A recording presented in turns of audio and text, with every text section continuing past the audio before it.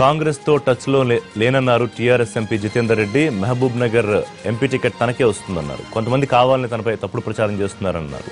కాంగ్రెస్ లో చేరేది లేదంటున్న జితేందర్ రెడ్డితో మా ప్రతినిధి భాష ఫేస్ టు ఫేస్.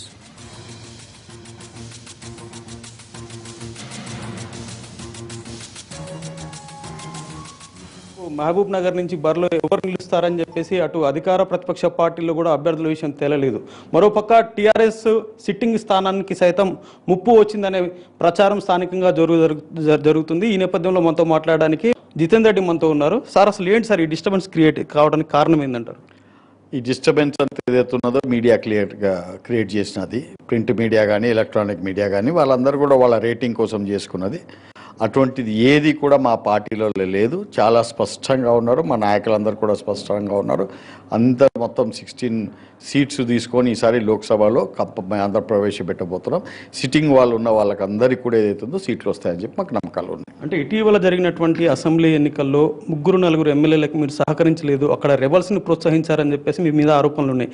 ఇదే విషయాన్ని అధిష్టానానికి అదేవిధంగా ఇక్కడ ఉన్నటువంటి మీ పార్టీ నాయకత్వానికి తెలియజేశారు కాబట్టి ఇది క్రియేట్ అయిందంటున్నారు.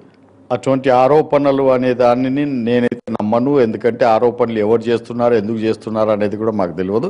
ఇప్పటిదాకా కూడా అటువంటి మీద నా మీద ఎటువంటి ఆరోపణలు ఉంటే మా నాయకుడు నన్ను పిలిచి అడిగేవారు, క్వశ్చన్ చేసేవారు. అటువంటి ఇప్పటిదాకా కూడా ఏ విషయంలో కూడా అట్లా జరగలేదు. ఓకే, ఆడ లోకల్గా ఏదైతున్నదో ఎమ్మెల్యే మీద ఇష్టం లేక ఎమ్మెల్యేతో గొడవపడి ఎమ్మెల్యే అది నచ్చక వాళ్ళందరూ కొంతమంది ఆ పార్టీలో ఉన్న వాళ్ళు నిలబడ్డ తర్వాత దాన్ని ఇమ్మీడియట్గా ఆ పార్టీలో నుంచి వాళ్ళని చాలా సంజాయించడం జరిగింది. ఇది తప్పు, ఇది చేయడం మంచిది కాదు, ఇట్లా ఇండిపెండెంట్ చేయడం మంచిది కాదు, పార్టీకి వ్యతిరేకంగా పనిచేసడం మంచిది కాదని చెప్పడం జరిగింది. దాని తర్వాత చర్య తీసుకొని వాళ్ళందరినీ కూడా సస్పెండ్ చేయడం జరిగింది. నేను మాత్రం కంపల్సరిగా పార్టీ ఏదైతే నాయకుని ఎవరికైతే అభ్యర్థి చేసిందో ఆ అభ్యర్థికి 100% నేను పార్టీకి పనిచేయడం జరిగింది. అంటే 3-4 ముఖ్యంగా పార్లమెంట్ సెగ్మెంట్లో ఉన్నటువంటి 3-4 ఎమ్మెల్యేలు బాహాటంగానే మీ అభ్యర్థిత్వాన్ని వ్యతిరేకిస్తున్నారు, మీకు టికెట్ ఇవ్వద్దని చెప్పి చెప్తున్నట్టుగా తెలుస్తుంది. ఏమంటారు దీన్ని? నాకు అటువంటి సమాచారం లేదు, అది నాకు తెలియదు. అటువంటిది ఏదైనా ఉంటే మా అధిష్టానం చూసుకుంటుంది. మీరు కాంగ్రెస్తో టచ్లో ఉన్నారని కూడా కొంత ప్రచారం జరుగుతున్న పరిస్థితి ఉంది కదా. కాంగ్రెస్ను నేను మొదటి నుంచి వ్యతిరేకించిన మనిషిని. మొదటి నుంచి నా పోరు కూడా ఎప్పుడు కాంగ్రెస్ మీదనే ఉంటుంది. నేను ఎన్నడూ కూడా కాంగ్రెస్ వైపు చూడబోను కూడా అని తెలియజేస్తున్నాను. అంటే పక్కా టికెట్ మీకే వస్తుందంటారా? 100% మా నాయకుడి మీద నాకు నమ్మకం ఉన్నది.